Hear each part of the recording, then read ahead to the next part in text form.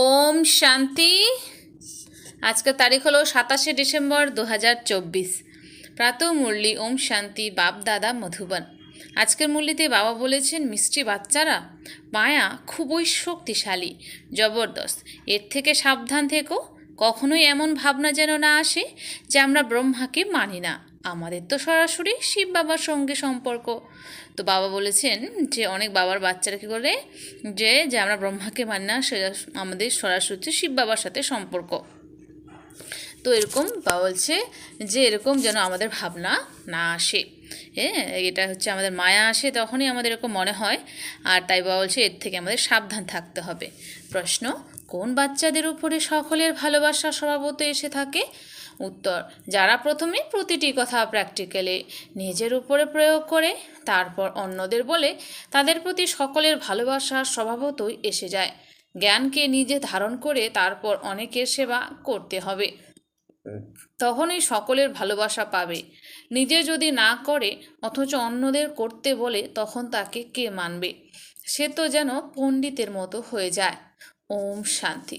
বাচ্চাদের বাবা জিজ্ঞাসা করেন, আত্মাদের পরমাত্মা জিজ্ঞাসা করেন, তোমরা একথা তো জানো যে আমরা পরমপিতা পরমাত্মার সামনে বসে আছি।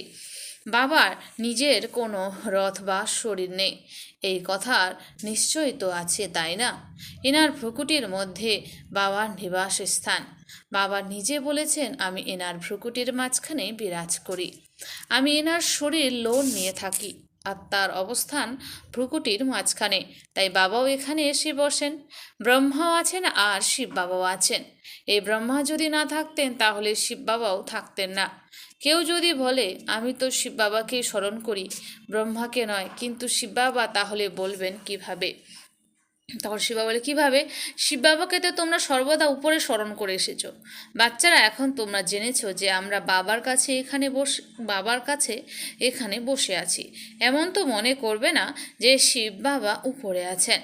ভক্তি মার্গে যেমন বলা হয় শিব বাবা উপরে আছেন, তার প্রতিমার এখানে পুজো হয়। এই কথা খুবই বোঝার। তোমরা জানো যে বাবা হলেন জ্ঞানের সাগর, তিনি পূর্ণ জ্ঞানী। তাহলে তিনি কোথা থেকে এই জ্ঞান শোনান? তিনি ব্রহ্মার শরীরের মাধ্যমে শোনান। কেউ কেউ বলে আমরা ব্রহ্মাকে মানি না, কিন্তু শিব বাবা বলেন, আমি এনার মুখের দ্বারাই তোমাদের বলি যে তোমরা আমাকে স্মরণ করো। এ তো বোঝার মতো কথা, তাই না? ব্রহ্মা তো নিজেই বলেন শিব বাবাকে স্মরণ করো। ইনি কোথায় বলেন যে আমাকে স্মরণ করো? এনার দ্বারাই শিব বাবা বলেন যে আমাকে স্মরণ করো। এই মন্ত্র আমি এনার মুখের দ্বারাই দিই। তো বাবা বলেছেন শিব বাবা যে এই মন্ত্র আমি ব্রহ্মার মুখের দ্বারাই দিই। ব্রহ্মা না হলে এই মন্ত্র আমি কিভাবে দিতাম? ব্রহ্মা না হলে তোমরা শিব বাবার সঙ্গে কিভাবে মিলিত হতে, কিভাবে আমার কাছে এসে বসতে? মায়া এমন এমন চিন্তা ঢুকিয়ে দেয় যে খুব ভালো ভালো মহারথীদেরও এমন খেয়াল এসে যায় যে তারা মুখ ঘুরিয়ে নেয়। তারা বলে আমরা ব্রহ্মাকে মানি না, তাহলে তাদের কি গতি হবে? তাই বা বলছে, যারা বলে ব্রহ্মাকে মানে না তাদের কি গতি হবে? মায়া এত বড় জবরদস্ত যে একদম মুখ হয়ে ঘুরিয়ে দেয়। তোমাদের মুখ এখন শিব বাবার সামনের দিকে করেছেন, তোমরা তার সামনে বসে আছো। এরপরও যে এমন মনে করে ব্রহ্মা তো কিছুই নয়, তাহলে তার কি গতি হবে? সে দুর্গতি প্রাপ্ত হয়। বলছেন যে সে দুর্গতি প্রাপ্ত হয়। মানুষ তো ডাকতে থাকে, ও গডফাদার। গডফাদার কি শোনেন? তারা বলে ও উদ্ধারকর্তা এসো। ওখান থেকেই কি তিনি উদ্ধার করবেন? বাবা প্রতি কল্পের সঙ্গম যুগে আসেন। তিনি যার মধ্যে আসেন তাকে ভুলে গেলে কি বলা হবে? মায়ার মধ্যে এতটাই শক্তি যে 1 নম্বর কেউ পাই পয়সা নয়, 1 নম্বর কেউ পাই পয়সা নয় এমন বানিয়ে দেয়। কোনো কোনো সেন্টারে এমন আছে। তাই তো বাবা বলেন বাচ্চারা সাবধান থাকো। যদিও তারা পণ্ডিতের মতো বাবার শোনানো জ্ঞান অন্যদের শোনাতে থাকে। বাবা যেমন পণ্ডিতের উদাহরণ দিয়ে কাহিনী শোনান, এই সময় তোমরা বাবার স্মরণে বিষয়ের সাগরকে পার করে ক্ষীর সাগরে তো যাও, তাই না? ভক্তিমার্গে অনেক গল্প কথা বানিয়ে দিয়েছে। পণ্ডিতরা অন্যদের বলতো রাম রাম করলে পার হয়ে যাবে, কিন্তু নিজের এই নাম জপ করে না, নিজেরা বিকারে যেতে থাকে আর অন্যদের বলে তোমরা নির্বিকারে হও। এদের কি ফল হবে? বলছে নিজের বিকারে যেতে থাকে আর অন্যদের বলে তোমরা নির্বিকারে হও, এদের কি ফল হবে? এখানেও কোথাও না কোথাও যিনি শোনান তার থেকে যে শোনে সে তীব্র গতিতে এগিয়ে যায়। যে শোনে আর কি, তারাও তীব্র গতিতে এগিয়ে যায় তার থেকে। যে অনেকের সেবা করে সে সকলের প্রিয় হয়। পণ্ডিত যদি মিথ্যাবাদী প্রমাণিত হয় তাহলে তাকে কে ভালোবাসবে? তখন ভালোবাসা তার প্রতি চলে যাবে যে প্র্যাকটিক্যালে স্মরণ করে। খুব ভালো ভালো মহারথীদেরও মায়া গিলে ফেলে। বাবা বোঝান যে এখনও তো কর্মাতীত অবস্থা তৈরি হয়নি। যতক্ষণ লড়াইয়ের প্রস্তুতি না হয়, একদিকে লড়াইয়ের প্রস্তুতি হবে, অন্যদিকে কর্মাতীত অবস্থাও প্রাপ্ত হবে। দুইয়ের সম্পূর্ণ কানেকশন রয়েছে। লড়াই সম্পূর্ণ হবে আর পরিবর্তন হয়ে যাবে। প্রথমে রুদ্রমালা তৈরি হবে, এ কথা আর কেউ জানে না। তোমরা জানো যে এই দুনিয়াকে পরিবর্তন হতে হবে। ওরা মনে করে এই দুনিয়ার এখনও 40,000 বছর বাকি আছে। তোমরা বুঝতে পারো যে বিনাশ তো সামনে উপস্থিত। তোমরা হলে কম সংখ্যক আর ওরা হলো বেশি সংখ্যক। তাই তোমাদের কথা কে শুনবে? তোমাদের যখন বৃদ্ধি হয়ে যাবে তখন তোমাদের যোগ বল অনেকে আকৃষ্ট হয়ে আসবে। তোমাদের মধ্যে থেকে যত জং দূর হয়ে যাবে ততই তোমরা শক্তিতে ভরপুর হবে। এমন নয় যে বাবা জানান হার সর্বজ্ঞ, তা নয়, তিনি সকলের অবস্থা জানেন। বাবা কি বাচ্চাদের অবস্থা জানবেন না? সব কিছুই তিনি জানেন। এখন তো তোমাদের কর্মাতীত অবস্থা হতে পারবে না। বারে বারে ভুল হওয়া সম্ভব, মহারথীদেরও হয়ে থাকে। কথাবার্তা, আচার আচরণ ইত্যাদি সবই প্রসিদ্ধ হয়ে যায়। এখন তো তোমাদের দেবী চলন তৈরি করতে হবে। দেবতারা তো সর্বগুণ সম্পন্ন, তাই না? তোমাদের এখন এমনই হতে হবে। কিন্তু মায়া কাউকেই ছাড়ে না। একেবারে লজ্জাবতী লতা বানিয়ে দেয়। 5 সিঁড়ি আছে তো, তাই না? দেহভাব আসার কারণে উপর থেকে একদম ফেলে দেয়। পড়লেই মরলে। আজকাল নিজেদের মারার জন্য কত রকমের উপায় করে। 20 তলা থেকে ঝাঁপ দিয়ে একদম শেষ হয়ে যায়। এমনও হয় না যে হাসপাতালে পড়ে রইল দুঃখ ভোগ করার জন্য। কেউ আবার নিজেদের আগুন লাগিয়ে দেয়। কেউ যদি বাঁচিয়েও নেয় তাহলে কত দুঃখ ভোগ করে। জলে মারা গেলে আত্মা মুক্ত হবে, তাই আত্মঘাত করে। তারা মনে করে আত্মঘাতী হলে দুঃখ থেকে মুক্ত হবে, ইচ্ছা হলেই ব্যাস। কেউ কেউ তো হাসপাতালেও কত দুঃখ ভোগ করে। ডাক্তাররা মনে করে এর তো কষ্ট দূর হবে না, এর থেকে ভালো যে ওষুধ দিয়ে দিই, শেষ হয়ে যাক। কিন্তু তারা এও জানে যে এই ওষুধ দিয়ে মৃত্যু হলো মহাপাপ। আত্মা নিজেই বলে এই কষ্ট ভোগ করার থেকে ভালো হয় যে শরীর ত্যাগ করি। এখন এই শরীর থেকে কে মুক্ত করাবে? এ হলো অপার দুঃখের দুনিয়া, আর ওখানে হলো অপার সুখ। বাচ্চারা, তোমরা বুঝতে পারো যে আমরা এখন ফিরে যাই। আমরা দুঃখ ধাম থেকে সুখ ধামে যাই, তাই তাকে স্মরণ করতে হবে। বাবাও সঙ্গম যুগে আসেন যখন দুনিয়াকে পরিবর্তন হতে হয়। বাবা বলেন, বাচ্চারা, আমি আসি তোমাদের সর্ব দুঃখ থেকে মুক্ত করে পবিত্র নতুন দুনিয়াতে নিয়ে যেতে। পবিত্র দুনিয়াতে খুব অল্পই থাকে। এখানে তো অনেকে আছে তারা পতিত হয়ে গেছে, তাই ডাকে হে পতিত পাবন। এই কথা বোঝে না যে আমরা মহাকালকে ডাকি যে আমাদের এই ছিছি দুনিয়া থেকে ঘরে নিয়ে চলো। বাবা অবশ্যই আসবেন, সকলের মৃত্যু হবে, আর তখনই তো শান্তি আসবে, তাই না? মানুষ শান্তি শান্তি করতে থাকে, শান্তি তো শান্তিধামে থাকবে। কিন্তু এই দুনিয়াতে শান্তি কিভাবে হবে? এখানে যে অনেক মানুষ, সত্যযুগে তো সুখ শান্তি ছিল। এখন তো এই কলিযুগে অনেক ধর্ম। এই এত ধর্মের যখন অবসান হবে, যখন এক ধর্ম স্থাপন হবে, তখন তো সুখ শান্তি হবে। হাহাকারের পরে আবার জয় জয়কার হবে। পরের দিকে দেখবে মৃত্যুর বাজার কত গরম। তারপর সে পরের দিকে মৃত্যুর বাজার কত গরম, কিভাবে মানুষের মৃত্যু হয়, বম্বের দ্বারাও আগুন লেগে যাবে। পরের দিকে যখন এইসব দেখতে পাবে তখন অনেকেই বলবে বিনাশ তো অবশ্যই হবেই। বাচ্চারা, তোমরা জানো যে এই সৃষ্টিচক্র কিভাবে ঘুরতে থাকে। বাবা এক ধর্মের স্থাপনা করান, তিনি রাজযোগ শেখান, বাকি অন্য সমস্ত ধর্ম শেষ হয়ে যাবে। গীতাতে কিছুই দেখানো হয়নি, তাহলে গীতা পড়ার ফল কি?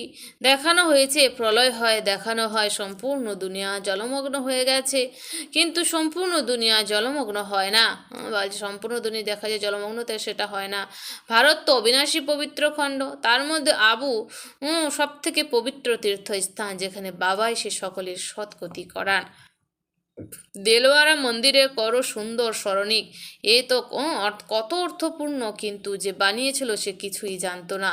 তো দিলবারা মন্দির কত অর্থপূর্ণ আমাদের বাবার বাচ্চাদের জন্য, কিন্তু যে বানিয়েছিল সে কিছুই জানে না।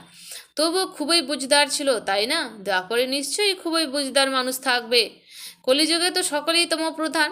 তোমরা যেখানে বসে আছো এই মন্দির হলো সবার থেকে উচ্চ। তোমরা জানো যে আমরা হলাম চৈতন্য। এ হলো আমাদের এ হলো আমাদের জোর দেহের স্মরণ। বাকি আরও কিছু সময় এই মন্দির ইত্যাদি আরও তৈরি হতে থাকবে। তারপর তো তা আবার ভেঙে যাওয়ার সময় আসবে। সমস্ত মন্দির ইত্যাদি সব ভেঙে যাবে। হোলসেল মৃত্যু হবে। তো আছে বাবা বলেছেন যে সমস্ত মন্দির সব ভেঙে যাবে, হোলসেলে মৃত্যু হবে। মহাভারতের লড়াইয়ের নাম আছে যাতে সব শেষ হয়ে যায়। তোমরা এও বুঝতে পারো যে বাবা এই সঙ্গম যুগে আসেন।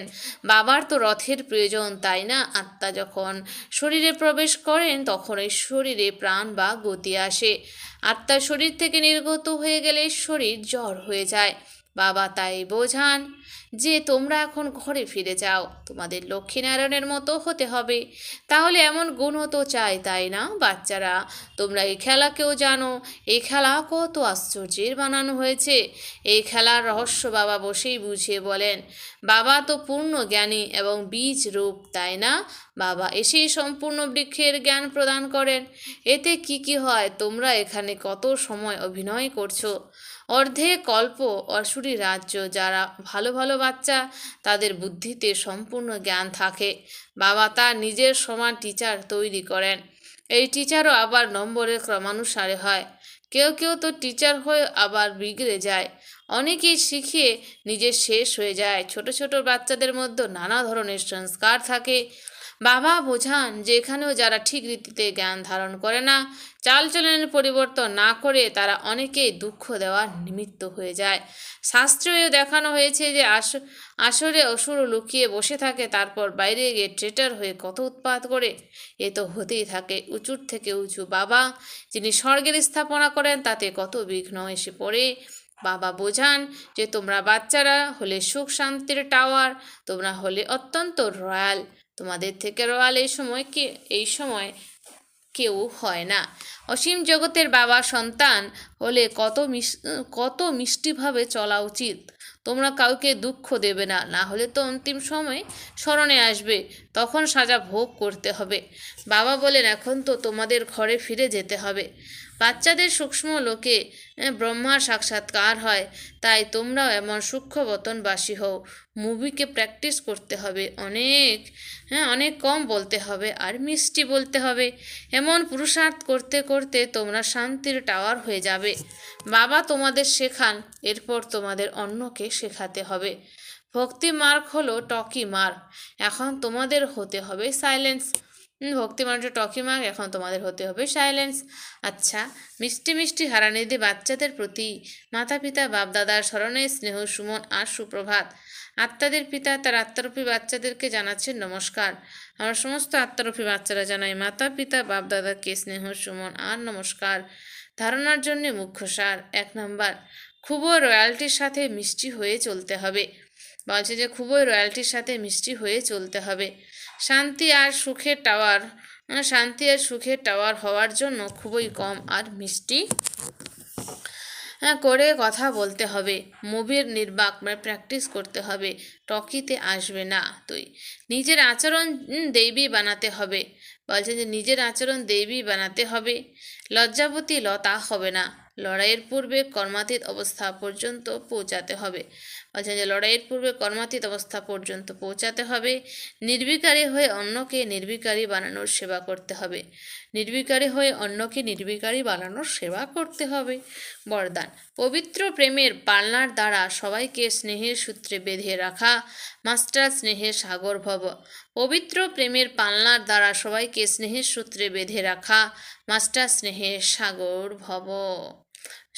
স্পষ্টীকরণ, যখন স্নেহের সাগর আর স্নেহ সম্পন্ন নদীদের মিলন হয়, তো বলছেন যখন স্নেহের সাগর আর স্নেহ সম্পন্ন নদীদের মিলন হয় তখন নদী ও বাবার সমান মাস্টার স্নেহের সাগর হয়ে যায়। এই জন্য বলছেন যে বিশ্বের আত্মারা স্নেহের অনুভবের দ্বারা সততই নিকটে আসতে থাকে। পবিত্র ভালোবাসা বা ঈশ্বরীয় পরিবারের পালনা বলছে যে পবিত্র ভালোবাসা বা ঈশ্বরীয় পরিবারের পালনা চুম্বকের সমান সততই প্রত্যেককে নিকটে নিয়ে আসে। এই ঈশ্বরীয় স্নেহ সবাইকে সহযোগী বানিয়ে এগিয়ে যাওয়ার সূত্রে বেঁধে দেয়। বলছে এই ঈশ্বরীয় স্নেহ সবাইকে সহযোগী বানিয়ে এগিয়ে যাওয়ার সূত্রে বেঁধে দেয়। স্লোগান: সংকল্প, বাণী, সময়, গুণ আর শক্তিগুলির খাজানা জমা করো, তো এর সহযোগ প্রাপ্ত হতে থাকবে। সংকল্প, বাণী, সময়, গুণ আর শক্তিগুলির খাজানা জমা করো, তো এই সহযোগ প্রাপ্ত হতে থাকবে। আচ্ছা, ওম শান্তি। ধন্যবাদ বাবা আজকের এই সুন্দর মিষ্টি মুরলির জন্য।